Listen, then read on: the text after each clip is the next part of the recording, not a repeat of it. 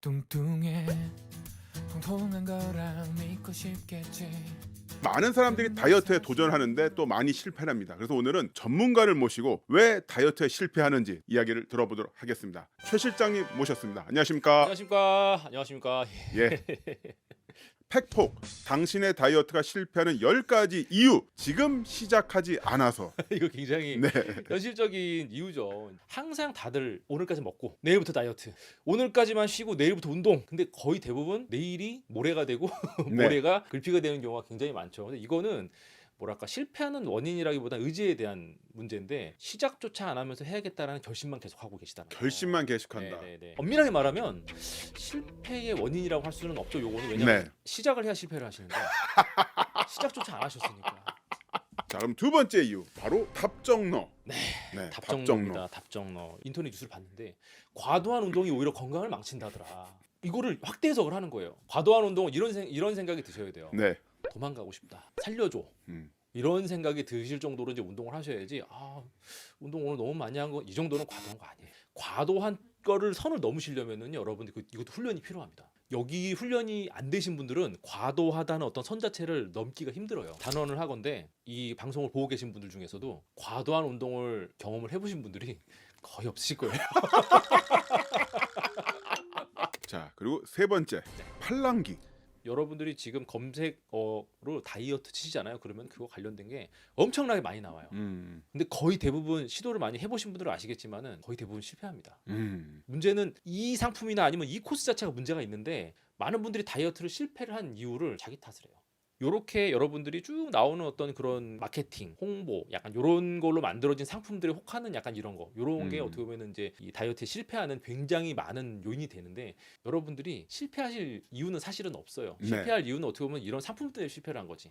예, 그래서 요런 어떤 이 다이어트 상품들, 요런 시장에서 유통되고 있는 것들, 요런 것들에 이제 좀 휩쓸리는 거, 요게 이제 세 번째로 여러분들이 다이어트에 크게 실패라는 요인 중에 하나다. 자, 네 번째는 죄책감? 이건 네. 뭔가요, 죄책감? 통상적으로 우리가 하려고 하는 다이어트 같은 경우에는 식단을 건드리는 경우가 대부분인데 이런 경우에는 여러분들이 이제 식사에 대한 상식을 가지고 이제 접근을 하라는 것보다는 식사를 갖다가 굉장히 그 양 자체를 제한한다든지 아니면은 뭐 음식 자체를 갖다가 선별해가지고 되게 이렇게 좀 원푸드 다이어트처럼 그러니까 되게 그 여러분들이 한 식사 자체를 폭력적으로 접근을 하는 거예요. 열량이 없는 음식이 들어왔을 때 이 세포가 어떻게 반응을 하냐면 네. 뇌는 포만감으로써 배가 부르네 그렇게 이렇게 참는데 세포는 참지 않아요. 아까 말씀하신 것처럼 뭐 곤약이라든지 아니면 네. 뭐 제로콜라라든지 이런 음식물을 들어와서 위가 차잖아요. 위가 차 있는 상태에서 몸에서 느끼는 거는 이제 렙틴 같은 이 호르몬이 나옵니다. 인슐린이 분비가 되고 그럼 포만 중추가 만족을 해요. 그럼 뇌도 이제 편안함을 느끼는 거죠. 근데 세포는 알아요. 몸에서는. 아. 야, 이거 페이크네. 열량이 없네? 그러면 세포가 무슨 짓을 하느냐? 자기 몸에 달라붙어 있는 단백질이나 혹은 미토콘드리아를 자가 포식합니다. 잡아먹어요. 예. 자기가 자기를 뜯어 먹는 거예요. 막. 그래서 여러분들이 뭔가 이 죄책감적으로 빠져서 먹는 거에 대한 거부감 혹은 먹긴 하되 포만감은 높은데 되게 열량 자체가 되게 낮은 음식을 먹을 거야 하면서 그걸 먹잖아요. 그러면은 포만감을 느끼고 뇌는 충족시킬 수 있어요. 근데 문제는 세포가 가만히 있질 않아. 근데 이게 오랫동안 지속이 되지 않습니까? 그러면은 건강에 좋을까요? 좋지 않을까요? 딱 들어도 안 좋지 않습니까? 예. 그래서 요게 죄책감을 흘러가는 것뿐만이 아니고 자가 포식을 자꾸 유도해서 건강에도 좋지 않다. 다섯 번째 네. 감정적. 진짜로다가 규칙적인 어떤 운동, 상식적인 식사 이런 걸로 다이어트 접근을 하세요. 근데 문제는 사람 몸이 기계가 아니지 않습니까?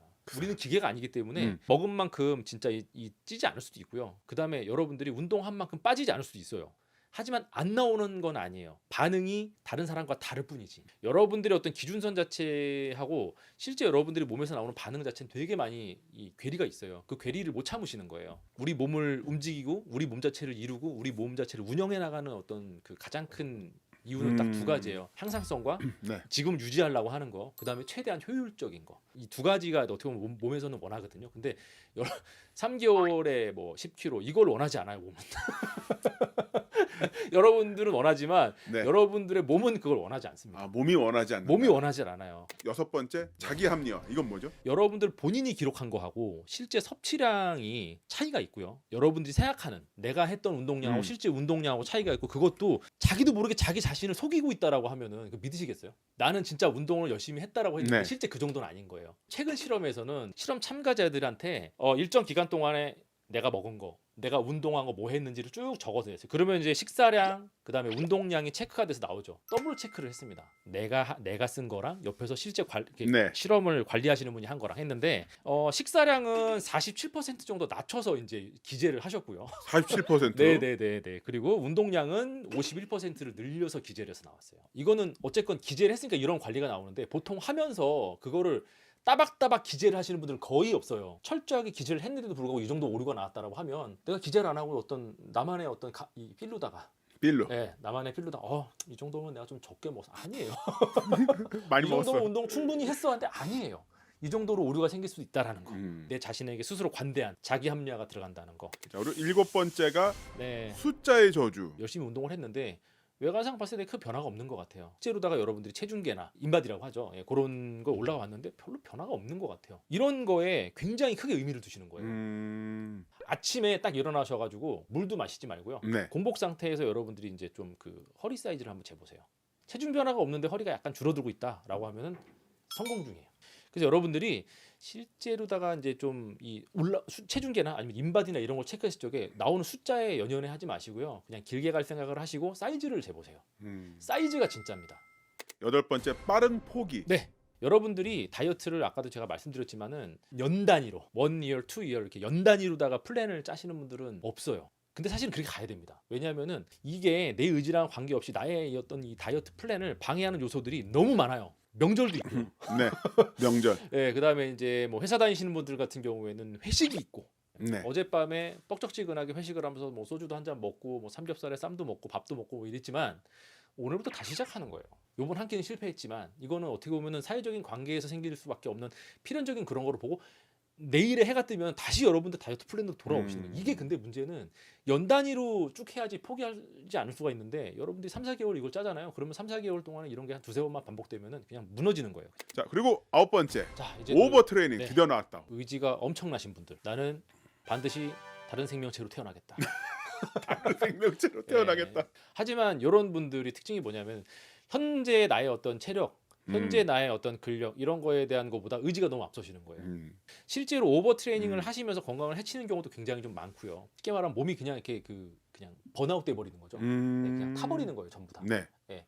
이런 상태가 되면 사실은 건강에서 좀 더 멀어지게 되겠죠. 다이어트가 문제가 아니고 건강 자체에서 좀 약간 멀어지게 되는 그런 경우가 좀 있습니다. 10번째 이유가 뭐죠, 그러면은? 마지막입니다, 마지막. 네. 연예인을 상대로 싸우지 마세요. 수억에서 수십억의 개런티를 받으면서 그 정도 시간을 주고 그 정도의 최고의 전문가를 옆에서 붙여서 이렇게 해준다라고 하면은 못 하시겠습니까, 여러분들? 여러분들 못 하시겠어요? 되죠. 여러분들도 되죠. 하실 되죠. 수 있어요. 여러분들 할 수 있는데 그런 분들을 보면서 여러분들이 나도 누구처럼 되고 싶다 하면서 해봤는데 안 돼요. 네. 나는 안 되나 봐라고 생각하지 마세요. 네. 그렇게 하실 필요가 전혀 없습니다. 여러분들하고는 완전히 다른 조건에서 네. 몸을 만드시고 여러분들하고 완전히 다른 조건에서 다이어트를 하시는 분들이에요. 그분들하고 같은 조건과 환경이다라고 하면 여러분도 충분히 할 수 있다라는 거. 뭐 10가지나 제가 이유를 댔지만 확실하게 말씀드리면 사실은 이거는 여러분들의 어떤 식습관, 규칙적인 운동 이거 말고 답이 없어요. 답이 없다. 이거 말고는 답이 없습니다. 결국 항상 이렇게 결론이 나는군요. 예.